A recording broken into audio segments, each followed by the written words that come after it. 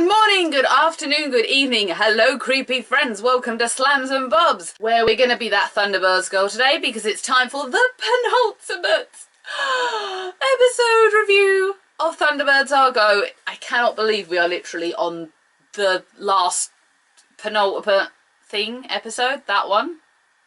Completely just screwed that up, didn't I? Just seems like only yesterday we were watching episode 1 or doing a pre-review that I was very, very mean about, I have to say. It's freezing, hot water bottle, again. It's literally so cold. It's like a degree, if that. 1 degree. No hotter. Freezing. Freezing for the people of England. I think I'm more pale than ever.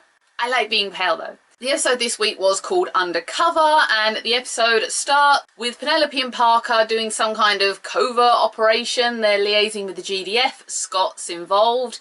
KO is watching secretly that the GDF don't know that she's there. Scott keeps barking at KO as well, so I kind of feel for her. She's kind of like, I'm trying to be quiet and you're in my ear, go away. That's what I'd be saying anyway. Parker is trying to negotiate to buy something with something called Lydium, which just looks like a load of gold bars if you ask me. What he's trying to buy is called a repulsor, and the repulsor is like a magnetic device that can stop things. It's all very Manicle of Osiris, if anyone remembers the Mummy. So just when Parker has sort of negotiated, the GDF goes in way too early, it blows the whole sting, and it ends up with the repulsor coming into play. This guy like goes whoom, stops aircrafts, throws people, throws everyone, and even stops KO, and eventually takes off in the GDF's craft, gets Parker because he's got the Lydium, handcuffed to his hand, and basically abducts Parker. KO pursues straight away. Initially she's kind of remote controlling Shadow, but eventually she gets into Thunderbird Shadow and starts pursuing via the air. I didn't realise that Thunderbird Shadow could kind of leave the Earth's atmosphere. It seemed to leave the atmosphere along with the GDF craft. I was thinking to myself, I didn't know it could do that. I thought that was just Thunderbird 3. Or maybe I just was looking at the wrong thing. I don't know. Benino is the one who's kind of abducted Parker, who has the repulsor, who wants the Lydium. Whilst KO is in pursuit, he starts firing GDF missiles at her that she has to kind of dodge. She looks like a Spitfire in Thunderbird Destiny. It's like one of like the army crafts where it could just go meow. It reminded me a little bit of Independence Day in a way. I know that sounds silly, but I was kind of sitting there flashing, this is like an episode, something like you'd see out of 24. Did anybody hear that apparently they're gonna redo 24 with a new Jack Bauer? Just no, okay? Just let's, I know we're talking Thunderbirds and I'm just in a tangent mode right here, right now, but no. There's only one Jack Bauer, it's Kiefer Sutherland. Knowing he's going to lose, Benino eventually magnetically tears the case from Parker, who embraces him, which I knew meant something. I knew that had kind of a relevance, and I knew that was going to play a part. I thought he put a tracking device on him, but we'll get to what happens later. And then abandons the craft, leaving Parker kind of strapped. He's used the repulsor to basically tie Parker to the chair, and Parker can't get up. So he's stuck with a craft that Benino has also just completely smashed to bits. Parker needs rescuing, but Parker in turn has to land the craft, and he manages to do it on some sort of industrial warehouse, meaning rescue. Yay! Damn good job Scott left when he did, wasn't it? He left because he thought that everything was kind of mucking up, and then suddenly Parker needs rescuing. Ha! Good timing, boy. One industrial worker is trapped inside. Parker is obviously still trapped in the aircraft, which is slowly crushing this industrial warehouse, and it's now kind of pointing downwards, so Parker's looking going, ah! Penelope goes to save him, which is a complete first. I've never seen Penelope rescue Parker before, I don't believe. And she climbs a metallic structure in his warehouse in her high heels, wearing a hard hat. Guess some women just do it with style. So with Scott rescuing the worker, Penelope rescuing Parker, and KO in pursuit of Benino, everything goes well. Scott rescues the worker with his cool little jetpack. He straps the worker in and hoists him up to Thunderbird. Did you see him push him? He straps this worker in and then just goes boom off the platform, and his boat's going, ah! Ah! Scott's just like, oh well, I've rescued you. Take that. He pushed him. Did you see him push him? It was really mean. Penelope manages to get the bar off Parker, and this is when it turns out that the hug was relevant, because what did Parker do? He nicked the repulsor back. Penelope and he are safe because he uses the repulsor to stop all kinds of metal squashing them like a little tomato. I don't know, squashing them like a little crack in their heads like eggs. I don't know, I'm getting really graphic, I'm sorry. And then they walk out together like nothing happened, not a scratch on them. Penelope's hair doesn't move. Has anybody noticed that? In spite of everything that happened in this episode, her hair was still like perfectly down like this, and like, I think they need to change that when they do series 2. I think I'd like to see the hair kind of have movement and not just be like a plastic head of hair. We'll discuss that in the end of series review. We'll talk about that at the end. KO eventually catches up with Benino, who tries to negotiate with her, and this is when we find out he hasn't got the repulsor anymore. Yay! But it's also where we find out that he knows she has familial ties with the Hood and threatens her. So we don't actually know what happens here. All we see at the end of the episode is KO saying to Scott that she needs to tell everybody something. She's got the tablet kind of device that Benino showed the picture of her and the Hood with, her and the Hood on, and we know that she's basically going to go back and tell them that they're related. I think that's going to bleed into the series finale next week. We'll find out. And that was the end of the episode. Slight little cliffhanger, because obviously we want to see Scott and everybody's reactions. And also, Scott was the actual only Thunderbird we saw in this episode, not counting Lady Penelope. So we've got that little cliffhanger hanging away, waiting until next Saturday. This was another fast-paced episode. It had everybody on their heels, on their toes, really sort of like, ha, ha, ha. One of those, but I have to be really honest, it felt so far removed from a Thunderbirds episode that it couldn't have been more different.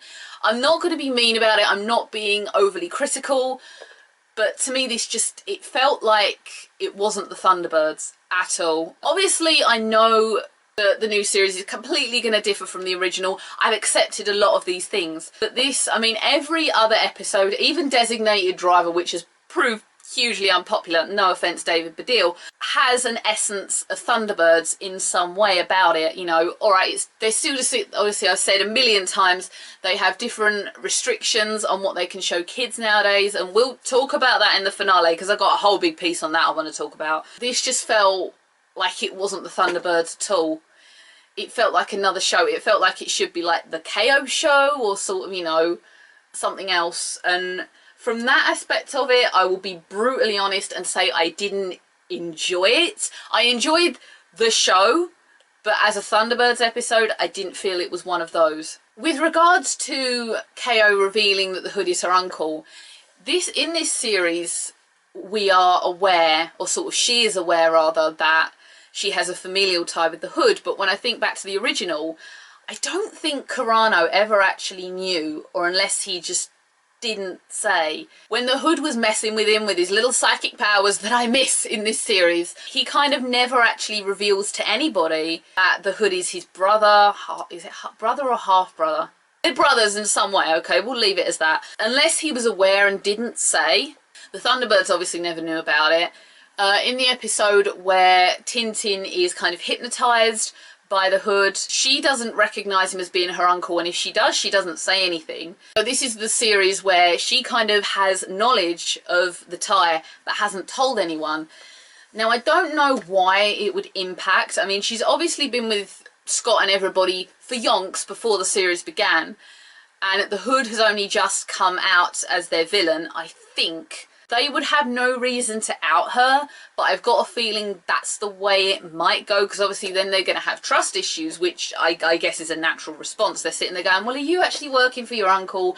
Are you just trying to take us all down and get our croft so he can do his fiendish, devilish plans? Who knows? Obviously, this familial tie is going to play a part in the finale, and we'll just have to see what comes of it, because I don't know where this is going.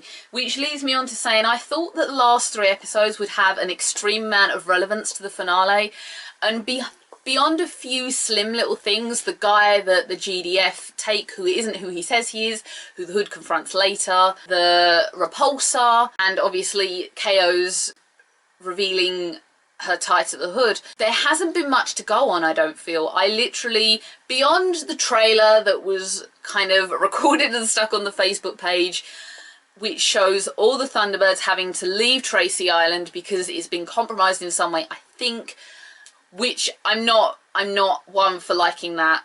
We'll talk about that in a sec. there doesn't seem to be much to go on. With regards to Tracy Island being compromised, it got compromised in the movie. Let's not talk about the Human movie. The best part of the Human movie was Ben Kingsley. I enjoyed him as the Hood, I have to say. He looked the part. It was just cool. Transom and Mullion, horrible. Fermat, horrible. So obviously, I don't know if the Hood's going to pin something on them and then they all just have to escape because maybe the GDF. I don't know where that's going to go. I don't think that Tracy Island should be found. I don't really like that happening. I'm not a fan of that. Do you like that thought? Because I don't. And then Gladys popped up in this episode and apparently Casey's sending them to the Antarctic. That's going to play in season 2, isn't it? Bloody Ned Tedford, isn't he annoying? Why would you call a plant Gladys? Let's not talk about this because I'll rant for an hour. I did like Penelope and Parker changing roles. It would seem quite expected that Penelope would be the buyer and Parker would be the chauffeur that he is. And I think it would be quite expected for Penelope to get abducted and not Parker, so I did like that role reversal. What I didn't like was Penelope's god-awful fake Cockney accent. I wasn't on board with that. I did not enjoy it at all. I obviously living in kind of the southeast area of London, I hear a lot of Cockney accents, and that was pretty evil. But Penelope also says something that made me unhappy. She said, "We have a situation." That's John's line! You're going down, woman. You said John's line, and I was starved of John again this week. All in all, it was a good episode. It just didn't feel Thunderbirds-like to me. Discuss with that what you will. With regards to end of series review, I want to know what you have to say about the series as a whole. I want to know what you think about it. Is there anything you want me to discuss kind of as a topic? I've got a lot of planning to do on this, and what I'm going to try and do is I will obviously do the last episode review next week, and then midweek I'll record it. My dad has fibre optic. We do not. And fibre optic, I mean, like, I did the most recent video I did, which was the Lush kind of secret package opening, came out and was uploaded within about an hour.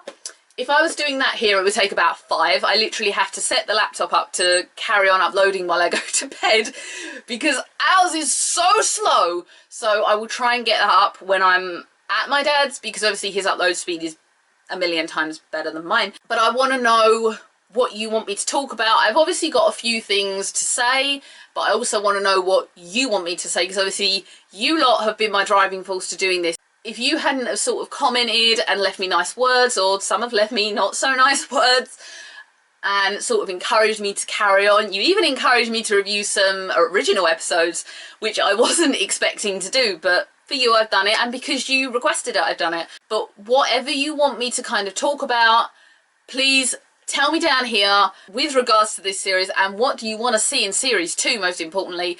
Obviously, I'm going to take points from whatever you say in the comments on this one and what we're going to say on the comments in the next one. You can tell me, do what you want, that's fine. I'm going to do what I want, but I want to know what you think as well. So throw your thoughts at me too, and I'm going to bleed it all into one big video. I'm going to try and not border it on 20 minutes long, but I can see it probably over and having to just do ridiculous amounts in this. We've already done 20 minutes on this, which is insane. Which reminds me, I better say goodbye because this only records for 23 minutes or so. Thank you for wasting your lovely day and precious minutes watching me babble on about Thunderbirds Are Go. If you would like to comment, please do. As I said, I need your thoughts for the end of series review, so I appreciate that greatly. Or just comment on what you thought on the episode. Please subscribe if you want. You don't have to. It's your choice. Please don't get me in on the channel. Only reservation. I will see everyone again for Thunderbirds Are Go, and obviously it's Royal Rumble weekend. Yay! I'm so hyped for this pay-per-view. Keep your eyes open for that if you want to watch my kind of pre-show. See you all again. Bye.